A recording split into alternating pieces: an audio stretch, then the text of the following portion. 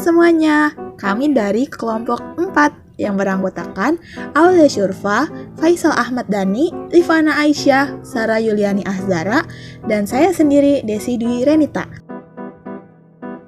Kami akan memaparkan tentang pendekatan geografi dan jenis-jenis pendekatan geografi. Tanpa basa-basi lagi, kita langsung aja ke video pembahasannya.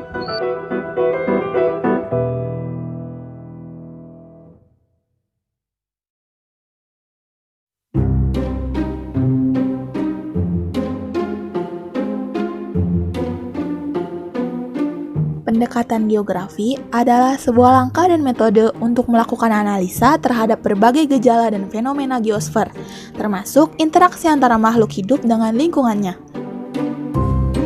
Beberapa pendekatan geografi didasarkan pada prinsip geografi, yaitu prinsip distribusi, prinsip interrelasi, prinsip deskripsi, dan prinsip korologi.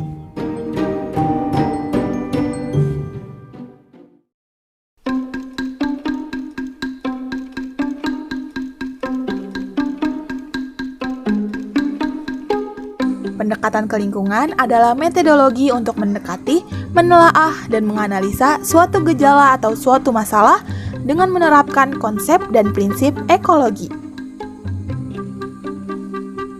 Pendekatan ke lingkungan mencoba untuk meneliti suatu gejala geografi dengan mempelajari hubungannya dengan lingkungan sekitar. Karena berhubungan dengan alam sekitar, maka pendekatan ini banyak memanfaatkan ruang lingkup keilmuan geografi lingkungan.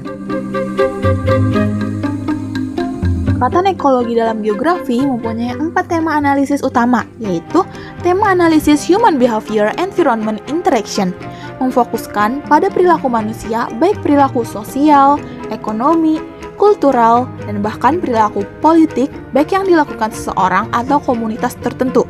Sebagai contoh, dapat ditemukan pada suatu daerah tertentu, terdapat sekelompok penduduk yang selalu menebangi kayu pada hutan lindung. Tema analisis selanjutnya adalah tema analisis Human Activity Environment Interaction yang menekankan pada kinerja dalam bentuk-bentuk kegiatan manusia. Jika perilaku lebih menekankan pada attitude, sedangkan kegiatan lebih memfokuskan pada external performance dari attitude itu sendiri. Kegiatan terkait dengan tindakan dalam menyelenggarakan kehidupan, sedangkan perilaku terkait dengan sikap batiniah atau persepsi seseorang atau sekelompok orang terhadap lingkungannya.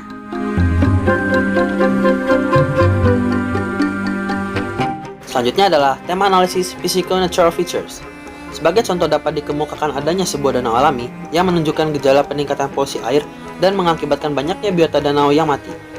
Gejala menurunnya kualitas air danau dapat ditelusuri dengan menganalisis keterkaitan antara faktor-faktor internal maupun faktor-faktor eksternal, seperti kondisi cuaca, cara pengolahan lahan, industri yang membuang limbah ke air yang bermuara di danau, dan sebagainya.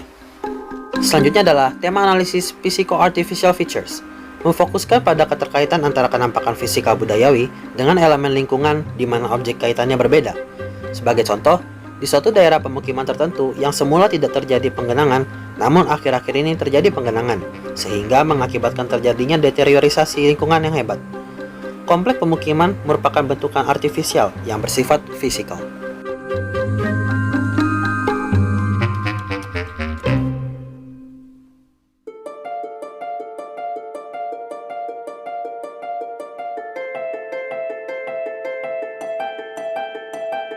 Pendekatan keruangan atau pendekatan spasial adalah salah satu pendekatan geografi yang paling sering digunakan ketika mengkaji fenomena-fenomena geografi. Pendekatan ini umumnya menganalisis ruang bumi dengan menganalisis setiap aspek yang ada pada permukaan bumi. Konsep yang dominan digunakan di sini adalah konsep keruangan dan hubungan-hubungan antar ruang. Eksistensi ruang dalam artian geografi dapat dipandang dari beberapa segi, yaitu sebagai berikut. 1. Spatial Pattern Analysis.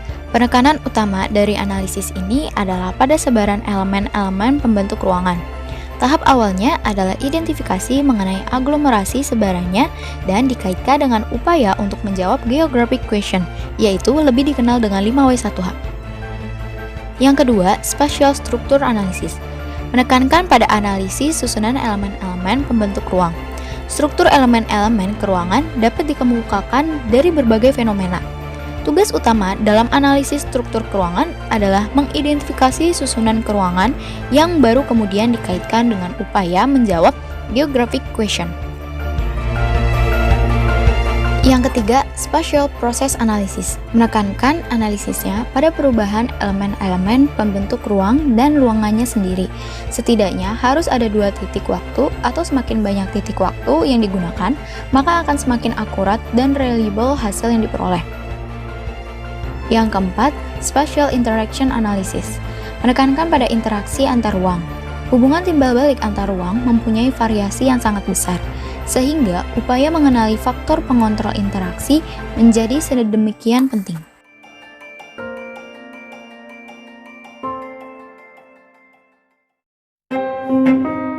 Spatial Organization Analysis.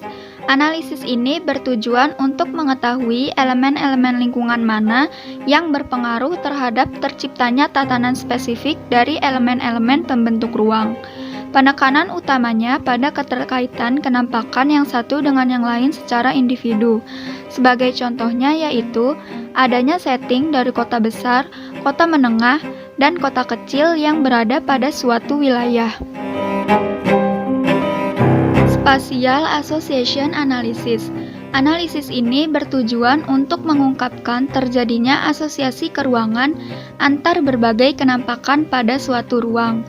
Untuk mengetahui ada atau tidaknya asosiasi keruangan antar variabel satu dengan lainnya, dapat dilakukan dengan menganalisis visualisasi peta dan dengan metode analisis statistik.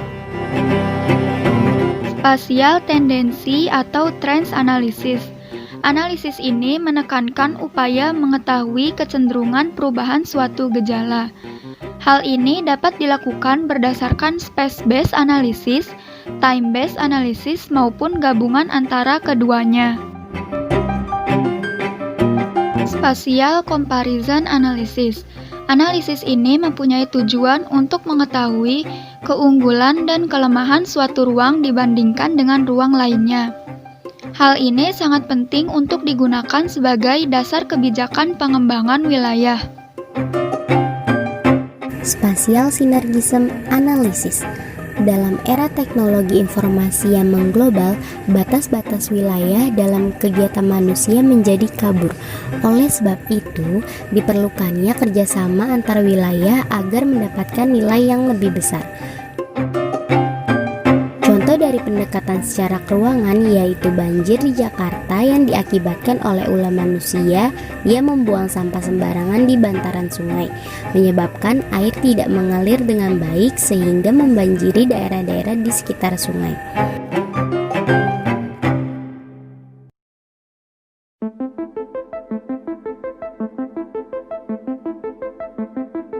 Pendekatan kompleks wilayah merupakan kombinasi antara analisa keruangan dan analisa lingkungan yang sering disebut kompleks wilayah.